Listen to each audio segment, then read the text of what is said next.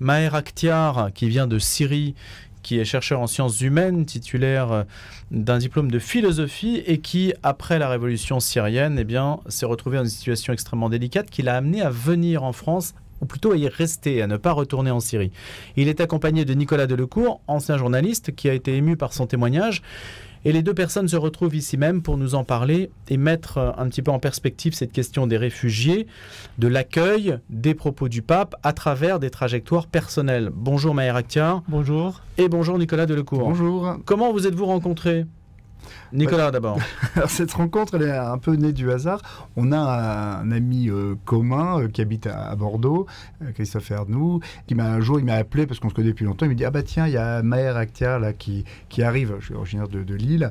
À Lille, ce serait bien que tu le rencontres, mais une rencontre amicale, cordiale comme ça, de prendre le temps de prendre un café et de se rencontrer. Et puis Maher m'a expliqué sa vie, son parcours. Donc il est réfugié, il a quitté la Syrie et progressivement il m'a aussi raconté des histoires. Déjà, la sienne, c'est aussi... Il a beaucoup de réussite en France. Il a écrit... il a fait une thèse sur Fernand Braudel, que tout le monde en France connaît, bien évidemment. Et puis, il me parlait aussi de gens qui avaient des succès en France. Et là, alors, c'est peut-être mon passé de journaliste, où je me suis dit, quand on pense réfugié, on pense difficulté, on pense douleur, et c'est difficile d'être... Arrachement. Arrachement, absolument. Donc, en fait, je me suis dit, tiens, il y a une sorte de ce qu'on appelle, dans le terme journalistique, un angle en disant on pense réfugiés dur, douleur, malheur, et d'un côté, il y a des réfugiés qui s'en sortent. Et quelque part, j'ai dit à Maher, tiens, ça peut être un sujet. On parle des réfugiés, mais sous cet angle de réussite, d'atteinte d'un bonheur en France. Et donc, j'avais parlé de ce sujet à Maher, et sous cet élément un peu disruptif, on a proposé ce sujet à des éditeurs. Il y en a un qui a dit banco, on y va. Donc la naissance de ce livre. Donc il y en a des réfugiés heureux en France. Alors Maher Akhtiar, vous estimez que vous êtes heureux aujourd'hui, 10 ans après le début de la guerre en Syrie ? Oui. En fait, oui, je suis arrivé en France en 2008 pour faire une thèse de doctorat en philo. Donc voilà, je suis resté 5 ans pour soutenir la thèse. Je l'ai soutenue en 2013. Donc quel était votre statut à ce moment-là ?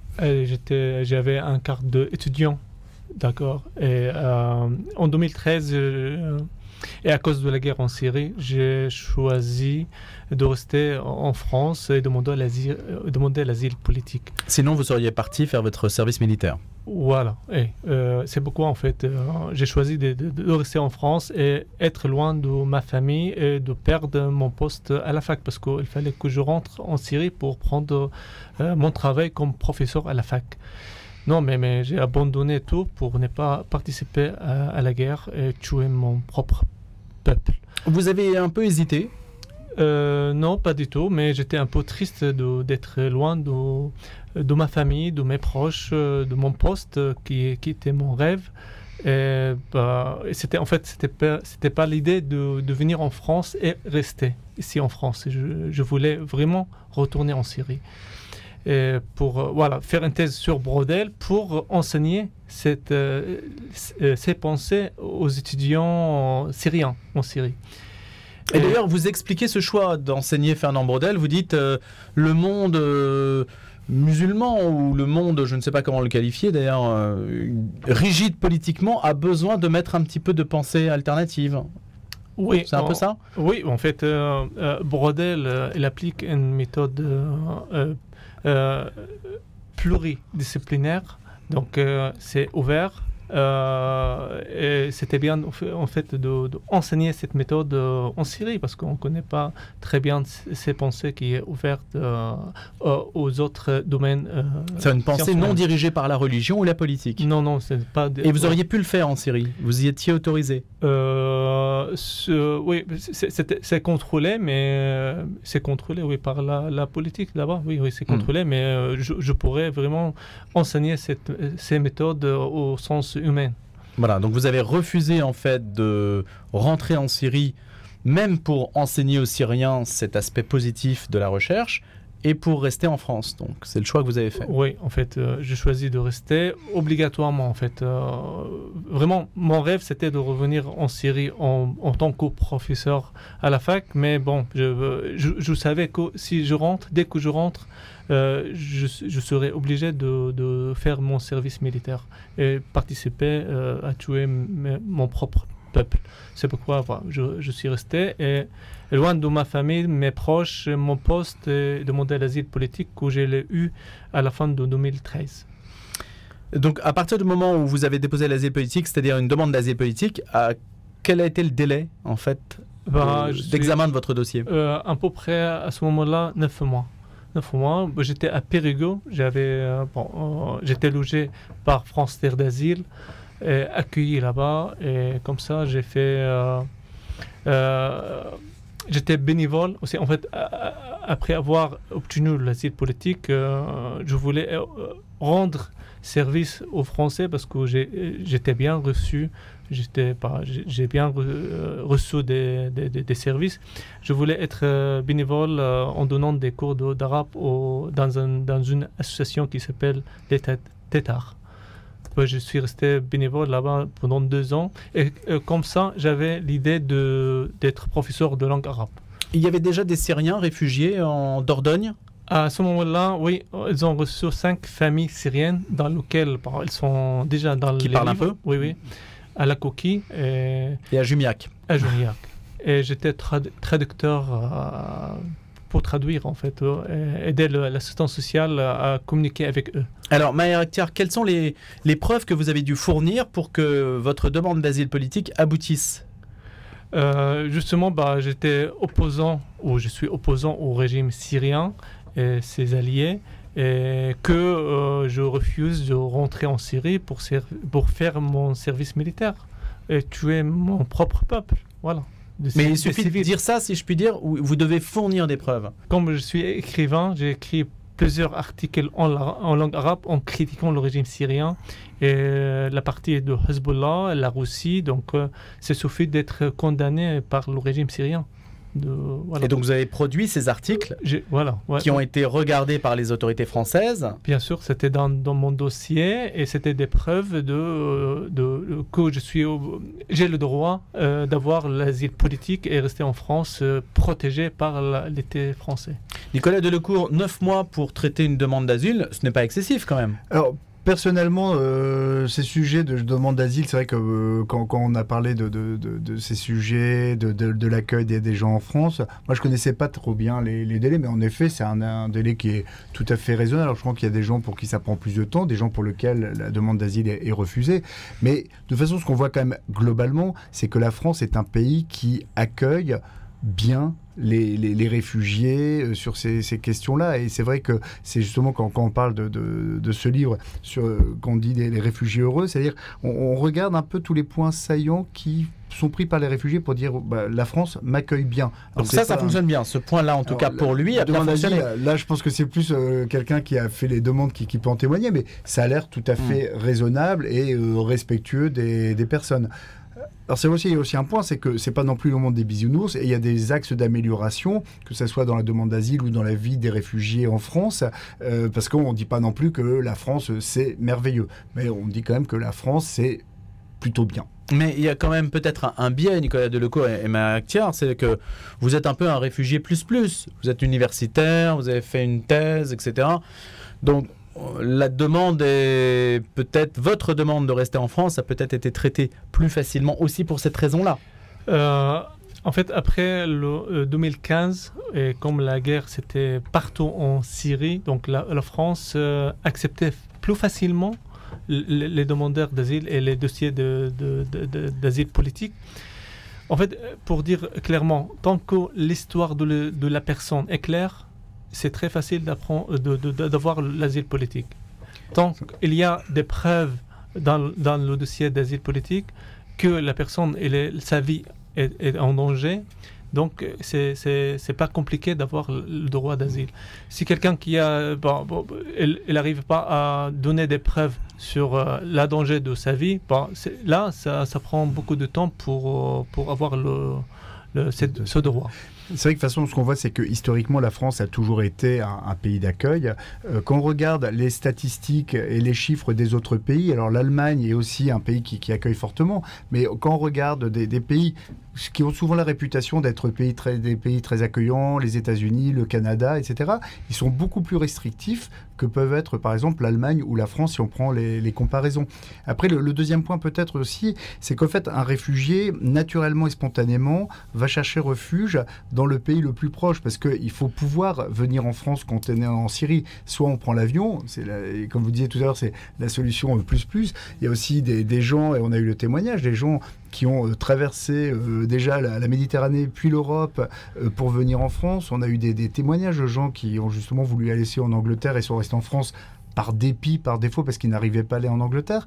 Et donc, généralement, les gens cherchent refuge au plus près parce que c'est ce qu'il y a de plus simple. Et d'ailleurs, on apprend aussi, c'est un point, quand on regarde des chiffres de l'ONU, en fait, c'est la Turquie qui est le premier pays d'accueil de réfugiés au monde parce qu'il est près de zones qui sont excessivement... Et le Liban, proportionnellement. Oui, exactement. Bon. Et alors, c'est la surprise au début. Mais je pense qu'un réfugié en Turquie, plus que je pense, c'est sûr, un réfugié en Turquie vit dans des conditions qui sont épouvantables par rapport à un réfugié en France, ça très clairement aussi.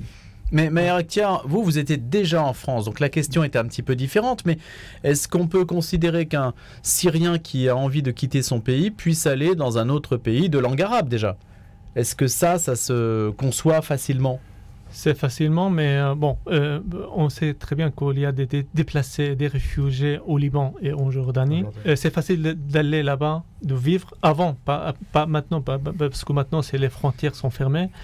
Mais la personne qui va, ou la famille qui va vivre dans ces deux pays, il faut se débrouiller en fait. Ils n'ont pas des aides sociales, ils n'ont pas des aides médicales. Mais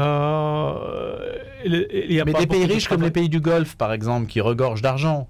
Ils n'ont pas ce droit-là, droit de donner le droit d'asile aux gens, aux Syriens. L'hospitalité, pourtant, est un canon de l'islam. Ils n'ont pas cette politique-là. Donc, voilà, c'est une question humanitaire. Oui. C'est une question humanitaire que, même pour le moment, il y a des gens qui habitent au pays du Golfe, qui quittent ce pays-là pour venir en France ou en Allemagne pour demander l'asile politique parce que leur travail là-bas, il n'est pas stable. Ils ne savent pas si le contrat de travail va arrêter à un certain moment ou non, ou pour garantir l'avenir de leurs enfants. Donc, ils vont venir ici. Mais vous, par exemple, si un pays du Golfe vous avait accordé l'asile, vous l'auriez pris avant de venir en France? Pour moi, non, mais moi, je suis revenu en France pour étudier les Français de Brodel. Et Brodel, c'est Vous avez un lien avec ce pays? Oui. Voilà. Une fois qu'on a l'asile politique, comment s'organise votre vie? En fait, lorsqu'on a l'asile politique et on a une carte de séjour pour 10 ans, donc on a le droit de suivre un cours de français pour... maintenant, c'est 600 heures et c'est pas suffisant. Puis, on a le droit de travailler, de suivre des formations ou poursuivre nos études. Voilà, les enfants sont à l'école, il y a l'assurance maladie, voilà. Donc tout s'enclenche normalement pour vous.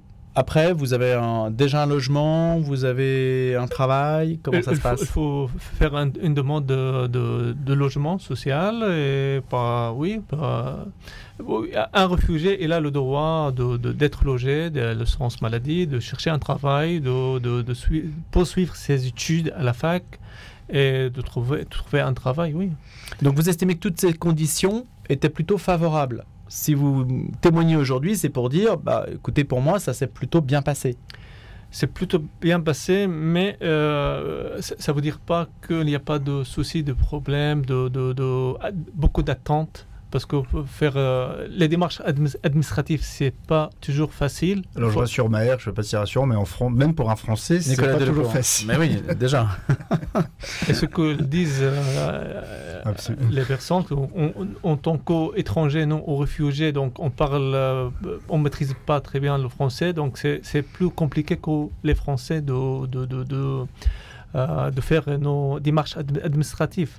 Donc, mais normalement, chaque famille elle a une assistance sociale qui accompagne la famille pour réaliser ces démarches administratives, juridiques, de santé, jusqu'au moment où la famille ou les parents maîtrisent bien le français et soient indépendants. Il y a un pays qui offre autant de prestations à ces réfugiés, Nicolas Delecourt, dans le monde? A priori, c'est l'Allemagne, mais qui a un très très très grand besoin aussi de faire venir du monde.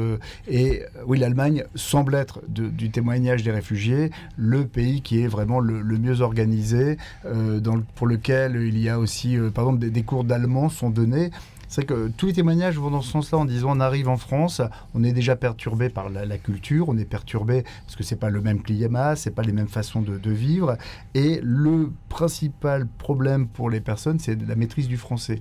Et comme disait Maher, bon, il y a quelques heures de cours, mais pas assez, pas assez de français. Certains disent même c'est presque un piège parce qu'en fait, pour peu qu'ils viennent et qu'ils soient accueillis par quelqu'un de leur famille qui est déjà en France, en fait, ils risquent un peu de s'enfermer en se disant bon, c'est tellement compliqué que je ne vais pas y aller, et sans la maîtrise du français, on ne peut pas s'intégrer. Qu'est-ce qui est compliqué? C'est l'apprentissage de la langue? L'apprentissage du français qui est quand même pas tout à fait évident. Enfin, tout le monde. Bon, l'allemand n'est pas non plus très simple. Apparemment, c'est peut-être plus simple. En tout cas, ils sont mieux encadrés. Et en Allemagne, d'après ce que j'ai de tous les témoignages, si vous n'arrivez pas au bout de quelques centaines d'heures à maîtriser le français, l'allemand, ça ne va pas du tout. Ça peut compromettre votre demande d'asile. Ouais. C'est qu'en France, c'est un peu, allez, on vous donne quelques cours de français, puis après débrouillez-vous.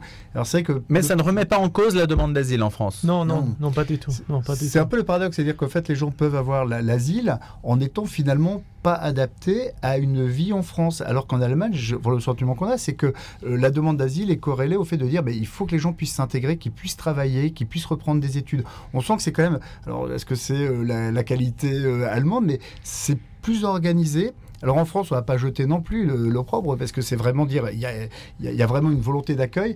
Mais le sentiment qu'on avait, ce que disaient certains, c'est dire, en fait, on est accueillis, on nous donne les aides et autres, donc on ne peut pas se plaindre, mais il manque cet aspect d'intégration qui permet d'éviter des phénomènes qui peuvent être des phénomènes de rejet, de désaccord, etc. Donc c'est fondamental, et tout le monde le dit, maîtriser le français est un élément essentiel pour s'intégrer dans le pays. Donc vous seriez pour assortir la demande d'asile ou l'issue de la demande d'asile à la maîtrise du français, comme en Allemagne pour l'allemand. Ça semble être, comme on parle d'axe de progrès, d'axe d'amélioration, parce que je disais tout à l'heure, on ne va pas dire la France c'est les bisounours, c'est génial, on arrive, et les petites fleurs bleues qui tombent du ciel et tout le monde est heureux. Ça semble être vraiment un point essentiel, fondamental de cette maîtrise du français. Il y en a un autre aussi qui est par exemple le travail sur la possibilité d'avoir plus facilement de reconnaissance et d'équivalence des diplômes, qui est un autre problème qui semble quand même très très important.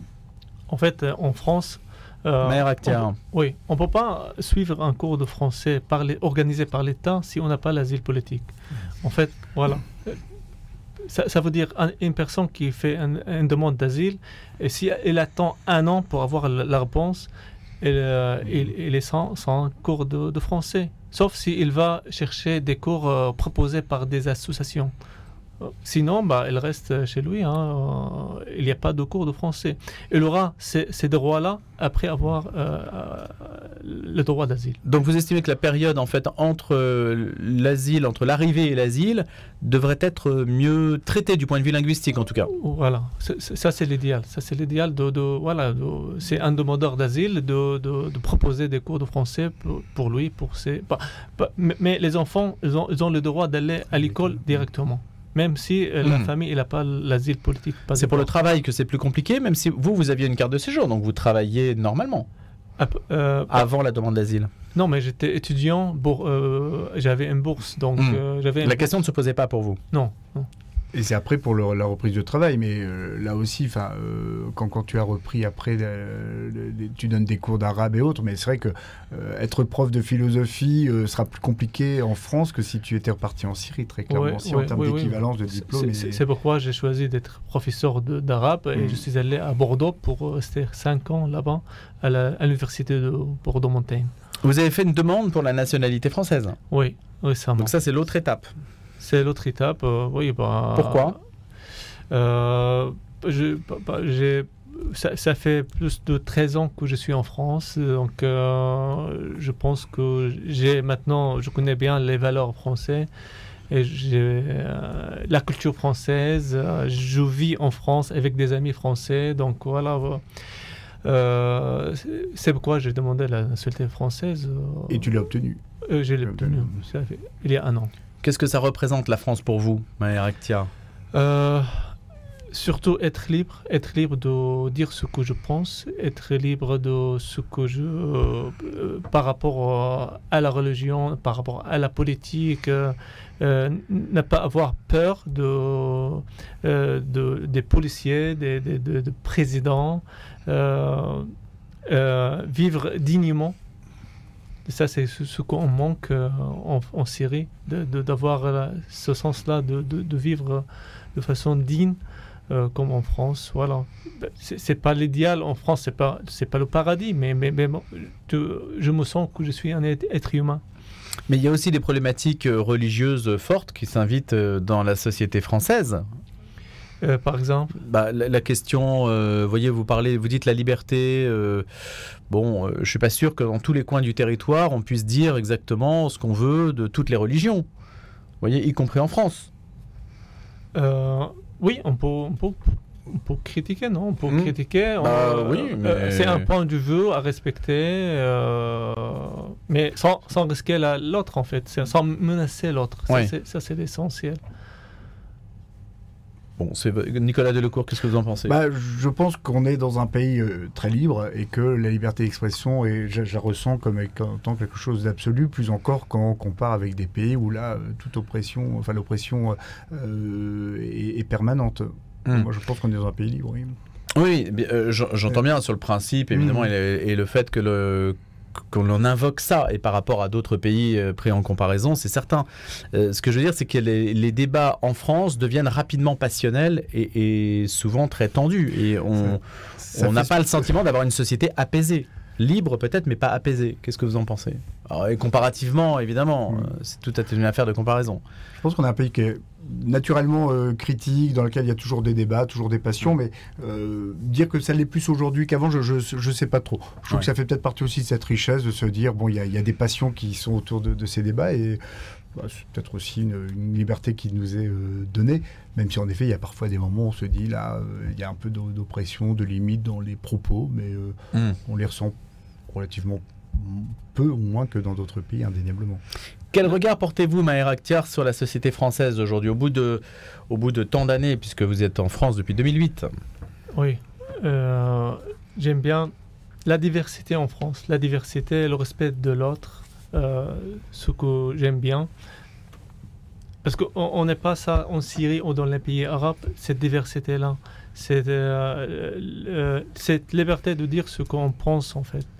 Le fait d'être aussi étudiant à l'université, j'ai appris beaucoup de choses. J'ai appris d'être ce que j'ai fait pour la pensée de Braudel, de la polydisciplinaire, appliquer cette méthode-là dans notre regard en philo et sur le monde.